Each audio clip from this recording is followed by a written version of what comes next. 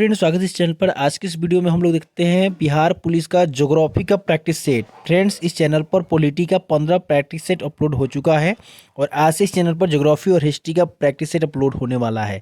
तो आप लोग इस चैनल को सब्सक्राइब कर ले। देखिए, प्रश्न है कि सिंधु नदी का उद्गम स्थल कहाँ है।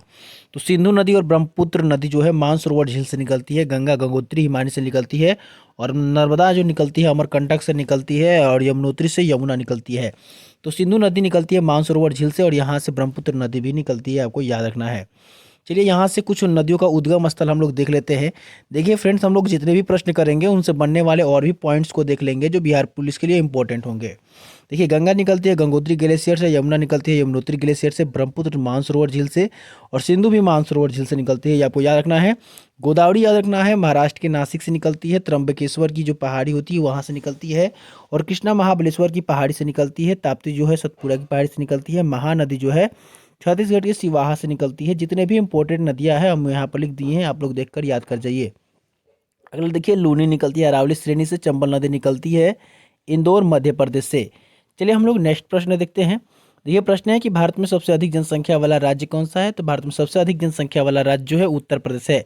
वहीं सबसे कम जनसंख्या वाला राज्य पूछा जाएगा तो सिक्किम है। ठीक है, अब देखिए जनसंख्या से बनने वाले जितने भी इंपॉर्टेंट पॉइंट्स है जो आपके एग्जाम में बन सकते हैं वो बता देते हैं।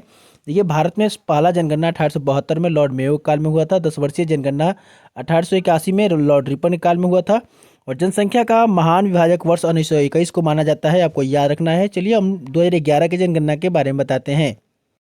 देखिए, 2011 की जनगणना के बारे में आपको कुछ बातों को याद रखना है कि सबसे अधिक जनसंख्या वाला देश चीन था और भारत की जनसंख्या 2011 में 121 करोड़ था और भारत का स्थान दूसरा था। सबसे अधिक जनसंख्या वाला राज्य उत्तर प्रदेश, सबसे कम जनसंख्या वाला राज्य सिक्किम है। जितने भी इंपॉर्टेंट पॉइंट्स हैं हम यहाँ पर पॉइंट वाइज कर दिए हैं, आप लोग इसका स्क्रीनशॉट ले लें और इस चैनल को सब्सक्राइब कर लें और सारे वीडियो को लगातार 1-2 बार देख लें। देखिए, सबसे अधिक जनसंख्या घनत्व वाला राज्य पूछा जाएगा तो बिहार बताना है। जनसंख्या में यूपी और जनसंख्या घनत्व में याद रखिएगा बिहार है। ठीक है, बिहार में 1106 व्यक्ति जो है प्रति वर्ग किलोमीटर पर है, ये ध्यान देना है। और सबसे कम जनसंख्या घनत्व वाला राज्य जो है अरुणाचल प्रदेश है, 17 व्यक्ति प्रति वर्ग किलोमीटर है, ये भी आपको याद रखना है। देखिए, अगला आपको याद रखना है भारत का जनसंख्या घनत्व। भारत का जनसंख्या घनत्व बार बार एग्जाम में बनता है कि भारत का जनसंख्या घनत्व कितना है। तो भारत का जनसंख्या घनत्व 382 व्यक्ति प्रति वर्ग किलोमीटर है, ये आपको याद रखना है। ठीक है फ्रेंड्स, अगला है जनसंख्या वार्षिक वृद्धि दर कितना है। भारत का जनसंख्या का वार्षिक वृद्धि दर कितना है। तो 1.64% जो है जनसंख्या का वार्षिक वृद्धि दर है। चलिए हम लोग नेक्स्ट प्रश्न देखते हैं। ये प्रश्न बहुत ही अच्छा है कि उत्तरी अमेरिका में घास के मैदान को क्या कहा जाता है। तो उत्तरी अमेरिका में घास के मैदान को जो है प्रेयरी कहा जाता है और दक्षिण अमेरिका में पंपास कहा जाता है, यूरोप और एशिया में स्टेपी कहा जाता है, अफ्रीका में वेल्स कहा जाता है।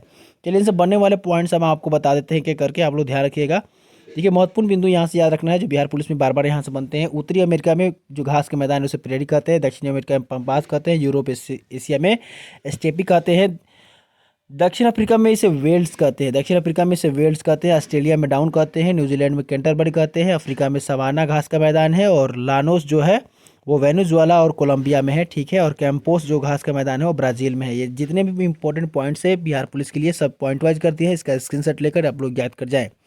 अगला देखिए, भारत का सबसे दक्षिणतम बिंदु पूछा गया है कि भारत का सबसे दक्षिणतम बिंदु क्या है। तो भारत का सबसे दक्षिणतम बिंदु जो है इंदिरा पॉइंट है और भारत का उत्तरोत्तर बिंदु पूछा जाएगा तो इंदिरा कॉल है। चलिए सारे पॉइंट्स के बारे में हम एक एक करके बता देते हैं। देखिए, भारत की मुख्य भूमि का अगर दक्षिणतम बिंदु पूछा जाएगा तो कन्याकुमारी है, यानी इस भूमि का दक्षिणतम बिंदु पूछा जाए तो कन्याकुमारी है, तमिलनाडु का एक जिला है।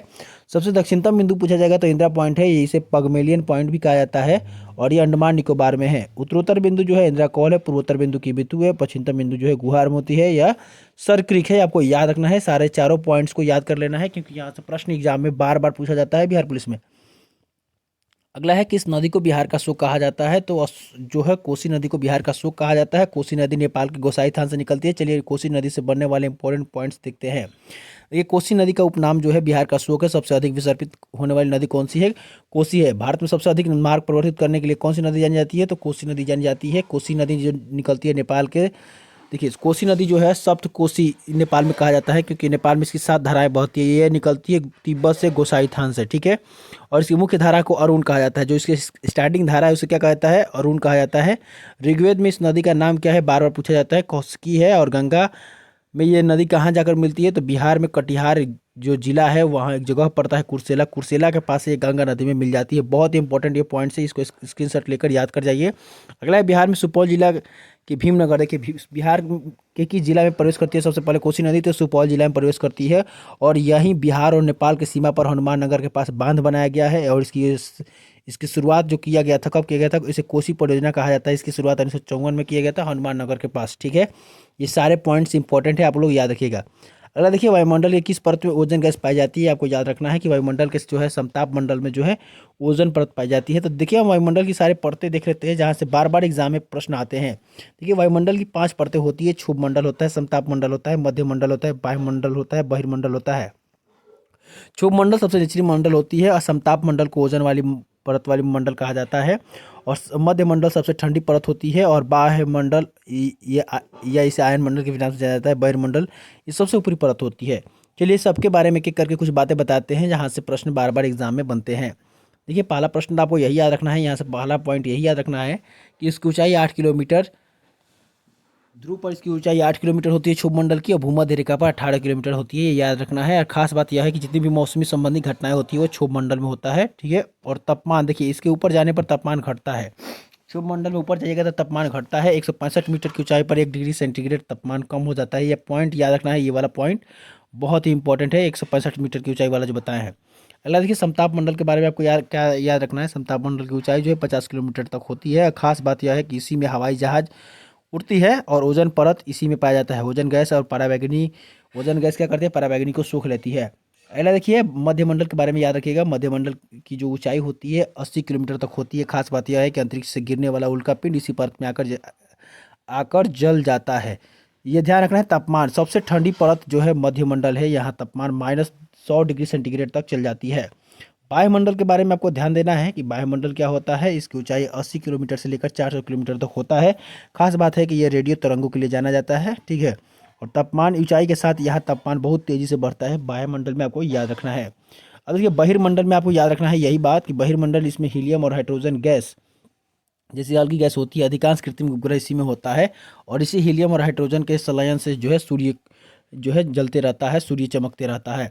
भाखड़ा नागल बांध किस नदी पर बनाया गया है? तो भाखड़ा नागल बांध जो है सतलज नदी पर बनाया गया है, ये आपको याद है।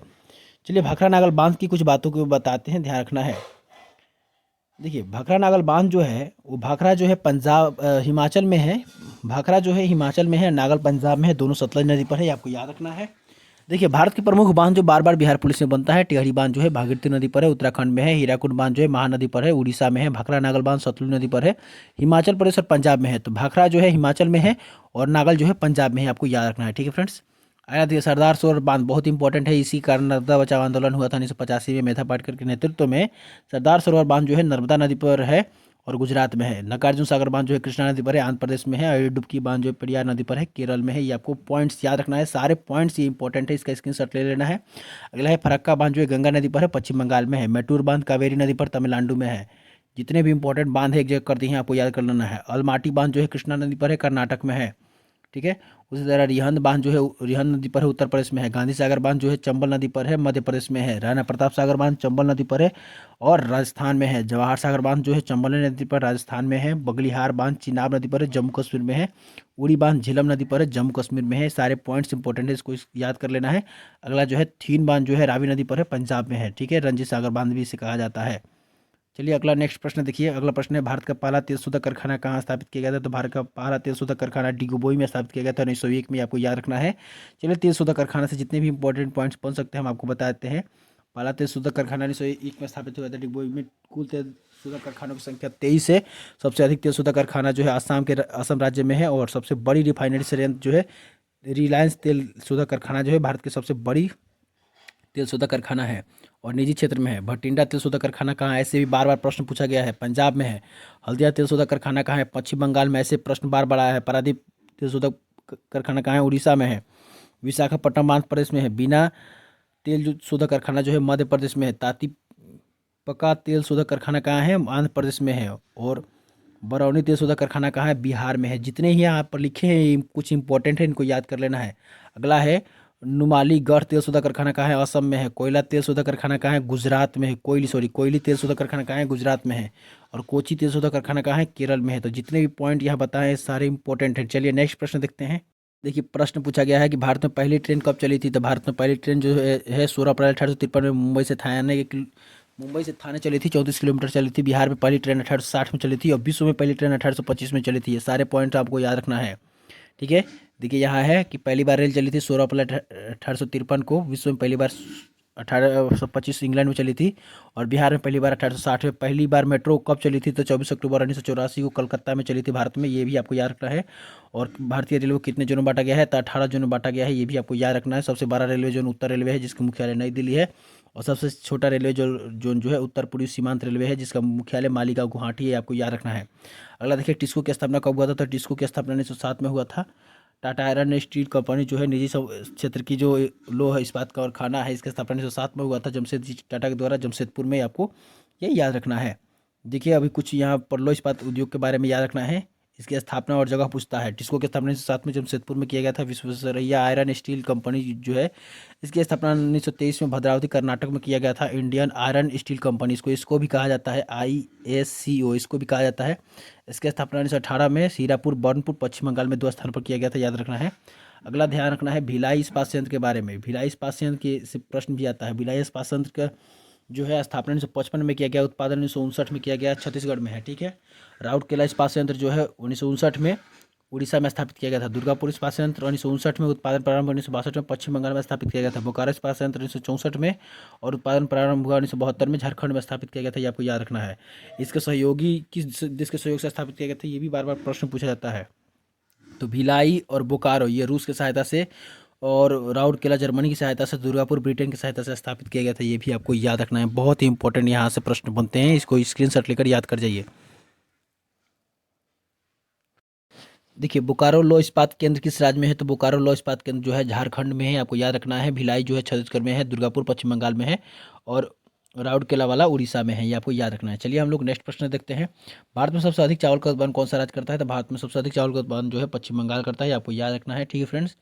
अब देखिए यहाँ से कुछ पॉइंट आपको याद रखना है कि भारत में सबसे अधिक चावल का उत्पादन पश्चिम बंगाल करता है, सबसे अधिक गेहूं का उत्पादन उत्तर प्रदेश करता है, मक्का कर्नाटक करता है, ज्वार का महाराष्ट्र करता है, कपास का गुजरात करता है, चाय का असम करता है, कॉफ़ी का कर्नाटक करता है, सरसों का राजस्थान करता है, और मूंगफली का गुजरात करता है, सोयाबीन का महाराष्ट्र करता है, गन्ना का उत्तर प्रदेश करता है, नारियल का केरल करता है, और रबर का केरल करता है। जितने भी यहाँ पॉइंट्स बताए फसलों से संबंधित, तो इसको याद कर लेना है। इस तरह का प्रश्न एक दो दिखाई ही देते ही रहते हैं हमेशा, ठीक है। तो इसको आप लोग याद कर लीजिएगा।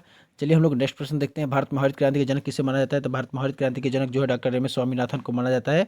और हरित क्रांति कब शुरू हुआ था? तो 66 और 1967 के बीच में शुरू हुआ था। 1966 और 67 के बीच में शुरू हुआ था, और इसके जनक डॉक्टर एम एस स्वामीनाथन को माना जाता है। और इसका संबंध खाद्यान्न उत्पादन से था। इसका प्रभाव, सबसे अधिक प्रभाव किस पर दिखाई दिया? गेहूं की फसल पर दिखाई दिया। सबसे अधिक प्रभावित राज्य कौन कौन से दिखाई दिए? तो पंजाब और हरियाणा, ठीक है। अब देखिए श्वेत क्रांति का संबंध किससे है? तो दूध उत्पादन से। इसका जनक वर्गीज कुरियन को माना जाता है। पीली क्रांति का संबंध किससे है? तिलहन उत्पादन से है। नीली क्रांति का संबंध किससे है? मछली उत्पादन से। इस तरह का प्रश्न आप लोग देखते होंगे बार बार बिहार पुलिस में बनता है, बार बार, ठीक है। तो जितने भी ये पॉइंट्स हैं इसको स्क्रीनशॉट लेकर याद कर जाना है। गुलाबी क्रांति झींगा उत्पादन से संबंधित है। लाल क्रांति टमाटर या मांस उत्पादन से संबंधित है। गोल क्रांति जो है आलू उत्पादन से संबंधित है। और रजत क्रांति जो है अंडा उत्पादन से संबंधित है। आपको याद कर लेना है जितने भी पॉइंट्स बताए हैं। चलिए फ्रेंड्स हम लोग नेक्स्ट देखते हैं। देखिए बहुत ही अच्छा प्रश्न है कि नीलगिरी की सबसे ऊंची चोटी क्या है? तो नीलगिरी की सबसे ऊंची चोटी डोडा बेटा है। और अरावली की सबसे ऊंची चोटी गुरु शिखर है। सतपुरा की सबसे ऊंची चोटी धूपगढ़ी है। और हिमालय की सबसे ऊंची चोटी जो है माउंट एवरेस्ट है। और भारत में सबसे ऊंची चोटी जो है, भारत की सबसे ऊंची चोटी जो है केटूगाडू डायनेस्टी ने, ठीक है। तो चलिए इनसे बनने वाले कुछ इंपॉर्टेंट पॉइंट्स बताते हैं। देखिए नीलगिरी की सबसे ऊंची चोटी डोडा बेटा है, ठीक है, ये याद रखना है। अन्नामलाई की पहाड़ी जो है दक्षिण भारत की सबसे ऊंची जो चोटी है वो अनाईमुडी है अन्नामलाई की पहाड़ी पर। और सतपुड़ा की पहाड़ी की सबसे ऊंची चोटी धूपगढ़ी है।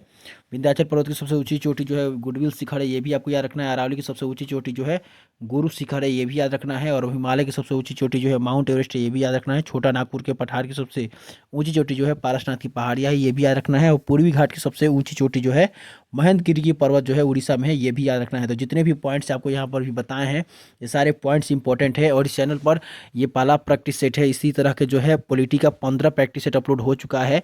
आज से इस चैनल पर ज्योग्राफी और हिस्ट्री का भी प्रैक्टिस सेट अपलोड होने वाला है बिहार पुलिस से संबंधित। तो इस चैनल को सब्सक्राइब कर लें और बेल आइकन को ऑन कर लें, क्योंकि जितने भी वीडियो डालेंगे आपके पास नोटिफिकेशन टाइमली पहुंच जाएगा। ठीक है फ्रेंड्स, और इस पीडीएफ को लेना चाहते हैं तो फ्री ऑफ कॉस्ट इस नंबर पर मैसेज कर सकते हैं और इस पीडीएफ को फ्री ऑफ कॉस्ट ले सकते हैं और उसे याद भी कर सकते हैं। ठीक है फ्रेंड्स, तो आज के लिए इतना ही रहने देते हैं। जय हिंद।